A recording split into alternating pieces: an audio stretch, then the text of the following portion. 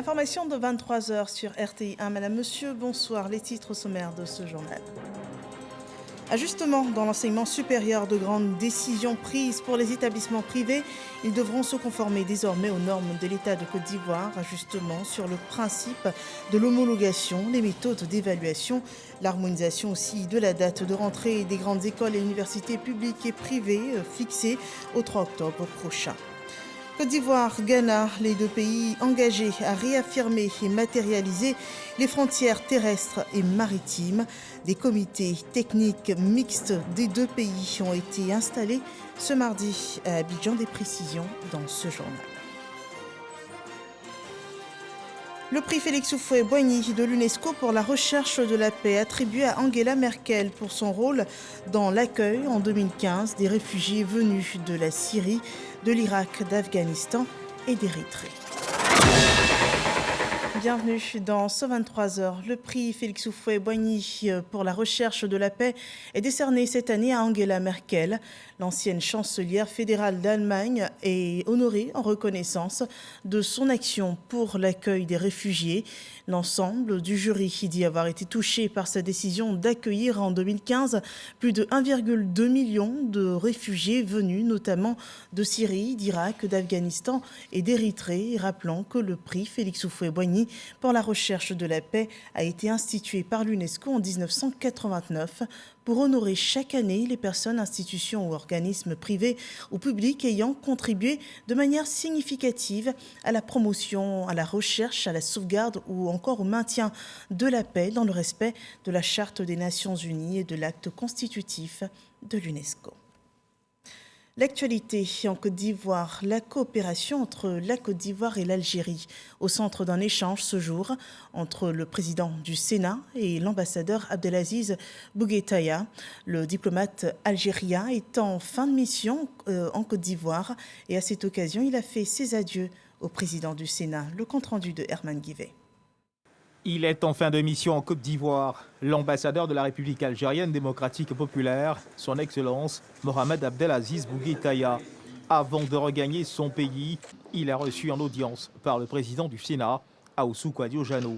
La fonction d'ambassadeur de la République algérienne démocratique et populaire en Côte d'Ivoire prenant fin, il est dans les usages de venir faire une visite, dire au revoir au président du Sénat. Et nous avons profité de cet entretien pour évaluer les actions qui ont été entreprises entre nos deux institutions.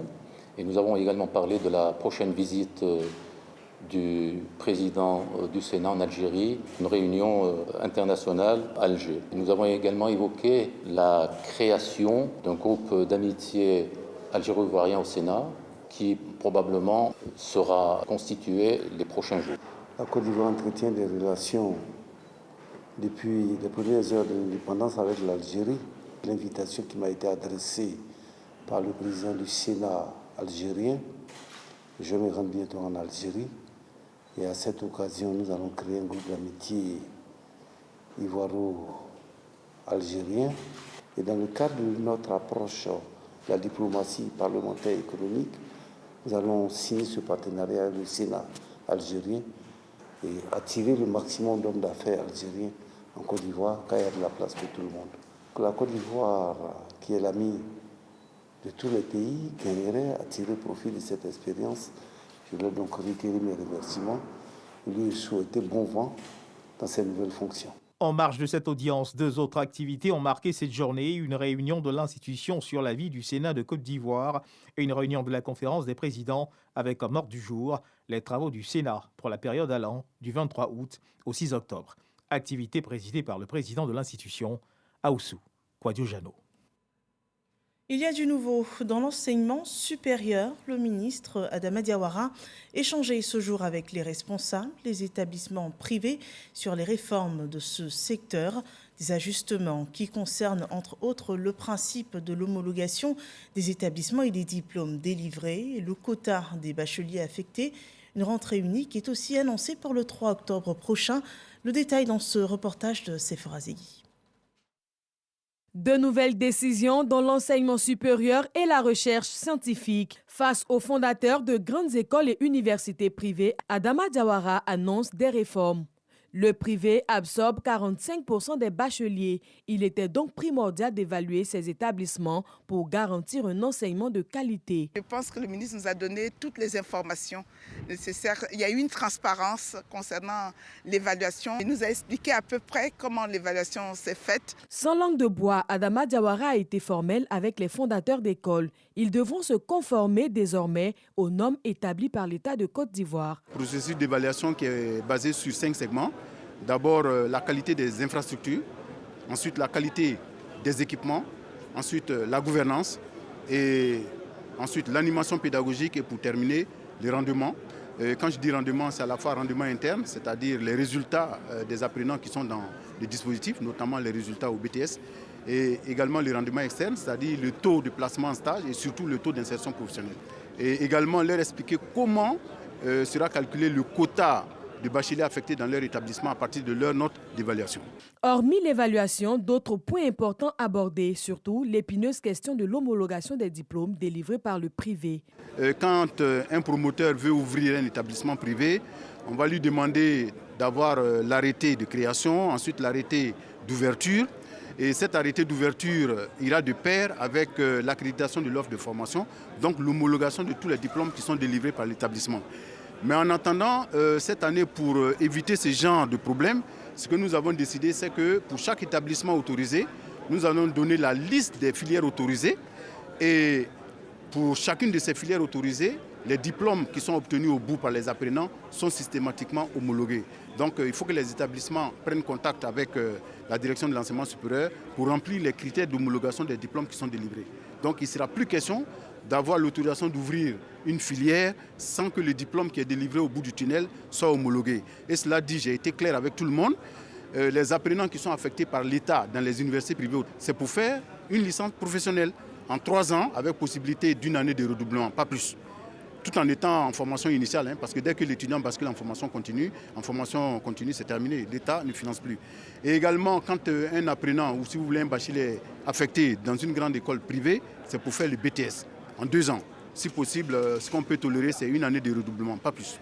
Le ministre de l'Enseignement supérieur et de la Recherche scientifique annonce également que le BTS, brevet de technicien supérieur, est en cours de réforme. Les filières qui n'ont pas de débouchés seront supprimées et de nouvelles plus porteuses d'emploi verront le jour. Désormais, les soutenances pour le BTS seront soumises à conditions. Les étudiants seront avertis à temps. Nous sommes en train de voir s'il faut appliquer l'ancienne formule ou s'il faut déjà commencer à appliquer la nouvelle formule, comme je l'ai dit, qui va consister à donner à l'étudiant ou candidat, si vous voulez, 3 notes. Une première note qui est attribuée par son enseignant encadreur dans son établissement d'origine. Une seconde note qui est donnée par le maître de stage dans l'entreprise où l'étudiant fait son stage.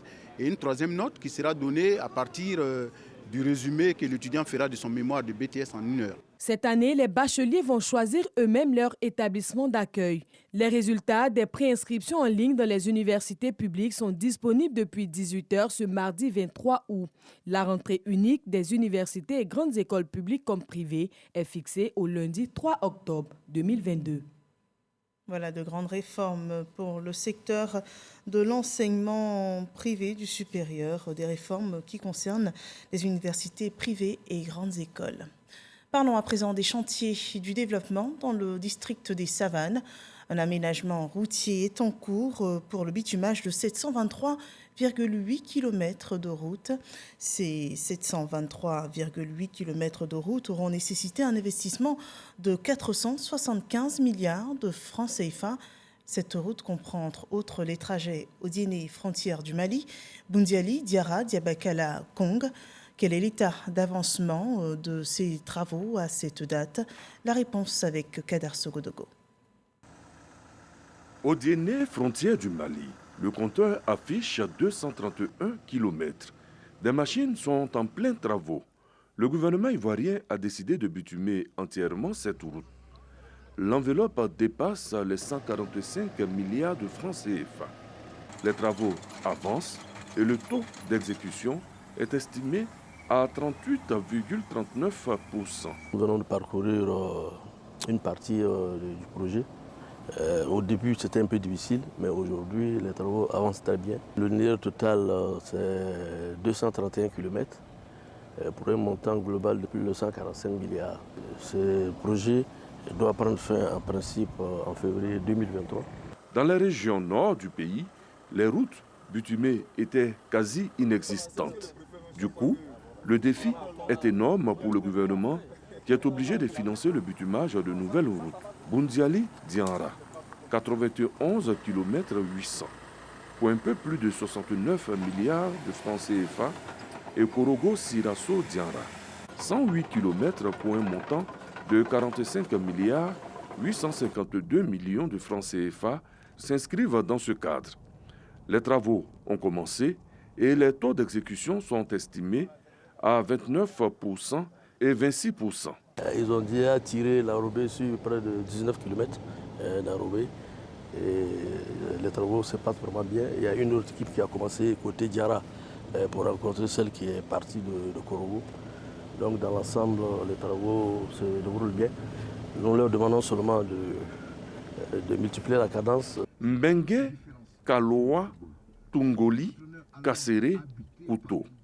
Une nouvelle route à bitumé. 118 km, 91 milliards 963 millions de francs CFA ont été mobilisés pour les travaux. Des travaux qui du reste sont en cours. Le désenclavement de la ville historique de Kong est également lancé avec Ngolo-Dougou Kong, 67 km, et Dabakala Kong, 108 km. L'investissement est plus de 122 milliards de francs CFA. Des nouvelles routes bien perçues par les populations. Avant, le goudron, ça ne marchait pas trop. Mais depuis le goudron a passé, vraiment, ça marche très bien chez nous. Donc vraiment, la poussière a diminué. Ça fait que beaucoup de clients s'arrêtent ici maintenant pour manger. Ils sont de passage. Mais vous sentez déjà le sourire sur mes lèvres. Donc Tenghra est la vitrine nord de la Côte d'Ivoire. Tenghra, on a le sourire maintenant sur les lèvres parce que le bitume a commencé à venir. La population, elle est contente de recevoir le goudron. Et ça nous fait plaisir parce que, comme on le dit souvent, la route précède le développement. Et on sait qu'à Tenghra, si on a beaucoup de routes, le développement arrivera. Merci Ouattara, merci Nicheni Bakara, Allah Chidjima. Dans le district des Savanes qui comprend 3 régions, le Tchologo, la Bagoué et le Poro, ce sont au total 723,8 km de nouvelles routes qui sont en train d'être bitumées. L'investissement total s'élève à 475 milliards 493 millions de francs CFA. Le développement a bien entendu un coût. Et aussi pour le développement, l'axe Côte d'Ivoire-Ghana se renforce. Les pays frontaliers installent des commissions techniques mixtes pour réaffirmer et matérialiser les frontières terrestres et maritimes. Des groupes d'experts constitués pour la recherche de solutions aux problèmes de la zone transfrontalière commune. Les précisions dans ce reportage de Walter Amadou Ouattara. Gestion des frontières Ghana-Côte d'Ivoire. 33 membres et 2 présidents composent ces 2 commissions mixtes aujourd'hui installées. C'est un cadre officiel chargé de plusieurs questions, entre autres la mise en œuvre des décisions du tribunal international du droit de la mer, le renforcement de la cohésion aux frontières communes. Les présidents des commissions expriment leur intention. Côte d'Ivoire en Ghana, which is very fundamental so far as nous avons l'intention et la détermination de travailler en sorte que ces projets réussissent. Au-delà de la simple délimitation des frontières, il y a également la question des actions sociales que nous pouvons mener auprès des populations qui sont au niveau des frontières. Écoles, centres de santé, pour pouvoir les aider, ça fait partie des réflexions que nous devons mener. La rencontre d'Abidjan s'inscrit donc dans le sillage de la consolidation et du renforcement des relations d'amitié entre nos 2 États et des liens séculaires de fraternité qui unissent nos 2 peuples. Le représentant de l'ambassadeur de la République fédérale d'Allemagne, pays qui soutient ce programme, traduit les encouragements de sa chancellerie en Côte d'Ivoire. J'encourage vivement vos 2 États, qui sont déjà très avancés dans le processus de ratification de la Convention de Niamey sur la coopération transfrontalière, à aller jusqu'au but, afin de faciliter l'entrée en vigueur de cet outil d'intégration locale. Au nom du Premier ministre, Patrick Hachi, le ministre de l'Intérieur et de la Sécurité, Vagondo Diomandé, exhorte les membres qui composent les commissions mixtes à mettre l'accent sur la quiétude entre populations riveraines. Mesdames et messieurs, vous qui avez le privilège et l'honneur de siéger au sein de ces deux importantes commissions, je vous exhorte à un plein engagement dans la mission qui vous est assignée. Pour préserver la paix et la cohésion sociale en nos deux pays, il est indispensable de connaître les limites exactes de nos territoires. Cependant, la détermination des limites de nos territoires respectifs ne devrait en aucun cas apparaître comme un mur entre nos peuples, mais plutôt comme un pont qui permettra d'assurer la sécurité, de maintenir la paix et de renforcer la cohésion sociale. Depuis le mois de février 2022, la Commission des frontières du Ghana et la Commission nationale des frontières de la Côte d'Ivoire ont entamé des échanges en vue du démarrage de ce processus devant aboutir à la résolution complète des problèmes identifiés le long de l'espace frontalier commun. Et cette ville proche du Ghana, Bondoukou, est en ce moment rythmée par des activités sportives. Le ministre d'État Kobena Kwasi Adjumani lançait le week-end dernier le tournoi Alassane Ouattara, doté des trophées du président Alassane Ouattara et de la première dame Dominique Ouattara dans le village de Soko, situé à 7 km de Bondoukou, suivant le commentaire de Herman Yamia. C'est pas des jungles et un tir en pleine lucane que le ministre d'État, ministre de l'Agriculture et du Développement rural, Kobena Kwasi Adjumani, a procédé au lancement de ce double tournoi doté du trophée du président Alassane Ouattara et de son épouse Dominique Ouattara. À cette double initiative du directeur général du Fonds de garantie automobile, Noël Kofi Maïzan, 40 équipes participent au tournoi Alassane Ouattara et 8 autres sont inscrites au tournoi doté du trophée de la première dame. Nous avions initié depuis 2015 et qui n'ont pas pu avoir lieu pendant les 2 années précédentes, et du fait, vous l'imaginez, à cause de la Covid. Cette année, nous sommes à la 5e édition. Ces tournois organisés de concert avec le conseil municipal de Bondoukou et le conseil régional du Gontougou en partenariat avec la direction régionale des sports, selon Noël Kofi Maïzan, ont pour objectif d'occuper sainement les jeunes pendant les vacances scolaires et susciter le vivre ensemble entre les populations. Après le lancement de ce tournoi, le ministre d'État Kobena Kwasi Adjumani s'est rendu à la frontière entre la Côte d'Ivoire et le Ghana, où des travaux ont lieu pour moderniser davantage la frontière côté ivoirien. Nous sommes proches du No Man's Land, où il est établi le poste de police frontière. Et à côté du poste de police frontière, il y a également la douane qui est en train de faire des aménagements pour y bâtir des locaux qui vont servir en même temps de contrôle des gens qui viennent dans le cadre de leurs activités.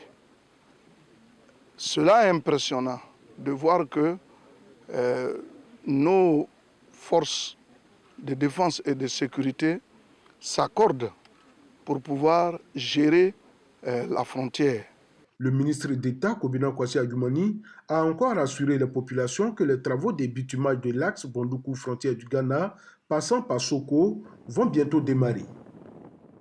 Un nouveau partenariat lie la Fédération ivoirienne de football au groupe RTI. C'est une convention qui porte sur la diffusion des matchs de Ligue 1, Ligue 2 et des play-offs de la 3e division, cela pour les 4 prochaines années.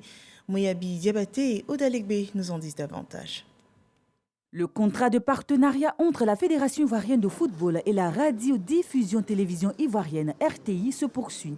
Ce mardi 23 août 2022, les deux structures ont paraphé l'accord de partenariat allant de la saison 2022 à 2026. C'est pourquoi le président de la Fédération ivoirienne de football, Yacine Idriss Diallo, a exprimé toute sa satisfaction à la suite de la signature de ce partenariat. La RTI est une institution nationale de service public et c'est pour ça qu'elle a des problèmes parce qu'on lui demande de tout faire, on ne lui donne pas les moyens, je sais de quoi je parle. La RTI doit permettre à tous les Ivoiriens, où qu'ils soient au monde, de suivre les activités de notre pays. Cette mission est une mission difficile.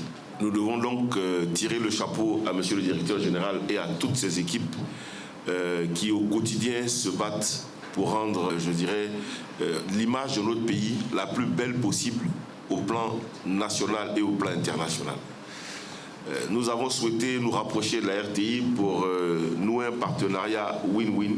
Ainsi, cette convention de partenariat porte sur la production et la diffusion des matchs de la Ligue 1, la Ligue 2 et des play-offs de la D3 sur les antennes du groupe RTI lors des 4 prochaines saisons sportives.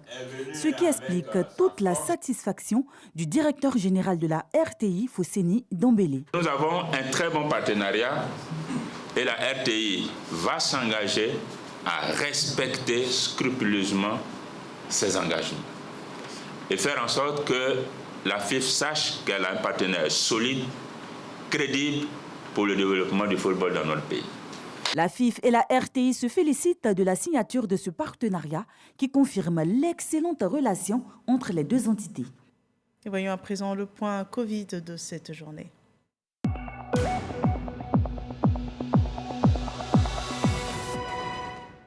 Ce 23 août 2022, 52 nouveaux cas de Covid-19 sont annoncés. Également, 34 nouvelles guérisons, 86 cas restent toujours actifs. Et à cette date, 18 198 212 doses de vaccins ont été administrées. Et cela depuis le 1er mars 2021, date de début de la campagne vaccinale anti-coronavirus en Côte d'Ivoire. La RDC n'en a pas encore fini avec le virus Ebola. Le gouvernement de la République démocratique du Congo a confirmé un nouveau cas de la maladie à virus Ebola dans l'est du pays. Le bureau régional pour l'Afrique de l'Organisation mondiale de la santé avait annoncé samedi dernier qu'une enquête était en cours sur ce cas suspect, enregistré moins de 2 mois après la fin officielle de la 14e épidémie d'Ebola survenue en RDC depuis 1976, qui avait fait dans l'Ouest 5 morts en 3 mois. L'actualité dans la commune de Cocody, la chefferie Atchan à Anono recevait le chef protocole du président de la République, Éric Tabat. C'était à l'occasion de la cérémonie marquant la sortie de la génération Blessoué-Gban. Astoutoré Dagnogo nous en dit davantage. C'est dans cette ambiance festive animée par la génération Djiou, en présence du chef du village d'Anono, que le chef protocole du président de la République, Éric Tabat, a été reçu. Il est environ 13h quand la génération Blessoué Agban fait son entrée sur la place du village, précédée des comians vêtus de blanc et badigeonnés de kaolin. Paille nouée à la hanche, les Blessoué Agban marquent ainsi leur maturité à travers cette parade sur la place du village. Ils sont un peu plus de 500. Aujourd'hui, ce dont il s'agit, c'est les Blessoué Agban, 3e catégorie de la génération Blessoué Junior. Cette classification depuis le temps permet à la communauté Atchan, aux ébriers, de classer leur société. Cette génération maintenant devient majeure. À cause d'aujourd'hui, cette génération pourra prendre des décisions au niveau du village et puis sa décision va compter. Donc voici le sens qui marque cette sortie de la génération Blessoué Agban. Après la parade sur la place publique, l'entrée du guerrier entouré des Blessoué Agban. C'est le moment privilégié pour présenter le nouveau guerrier de cette génération aux différentes étapes.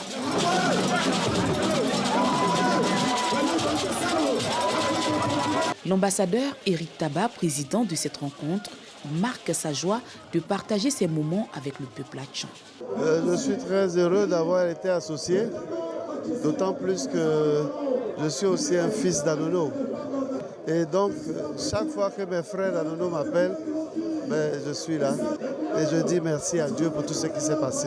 La sortie de la génération Blessoué Agban à Anono a été marquée par de grands moments de fraternité, de convivialité, de solidarité et de partage entre les peuples venus des différentes contrées. Voilà des rites et valeurs ancestrales de la culture Atchan présentés dans ce reportage de Astoutoré Dagnogo. Dans le centre de la Côte d'Ivoire, près de Béoumi, dans le village de Bélacro, le ministre de la Réconciliation, de la Cohésion nationale, Kwadio Konan-Bertin, prêche la paix. On le voit dans ce reportage de Soro Corona. Les campagnes d'évangélisation portent des fruits dans le village de Bélacro, commune de Béoumi. Ce village a désormais sa chapelle, une œuvre d'un fils du village qui reçoit les instructions de bâtir cette chapelle dans un songe. entre 5h et 6h du matin, dans mon sommeil, m'apparut un homme que je ne vis que du buste aux pieds, mais pas le visage, m'intimait l'ordre en disant ceci à 2 reprises. Tu as promis construire l'église de Belacro, va la construire. La chapelle Notre-Dame du Perpétuel Secours est bénie par Monseigneur Paul Siméon Awana. L'archevêque métropolitain de Bouaké s'est réjoui du travail abattu pour l'implantation de cette chapelle, symbole de la percée du christianisme dans la localité. Dieu prend possession aujourd'hui du peuple de Belacro. Et Belacro, les habitants de Belacro deviennent son peuple. C'est-à-dire deviennent le peuple de Dieu. Les cadres saluent l'abandon de certaines pratiques des populations qui ont décidé de croire en Dieu, créateur de l'univers. Cela contribuera à évangéliser les villageois, à appeler beaucoup de personnes à se donner à Christ et qui parle de Dieu, parle d'amour.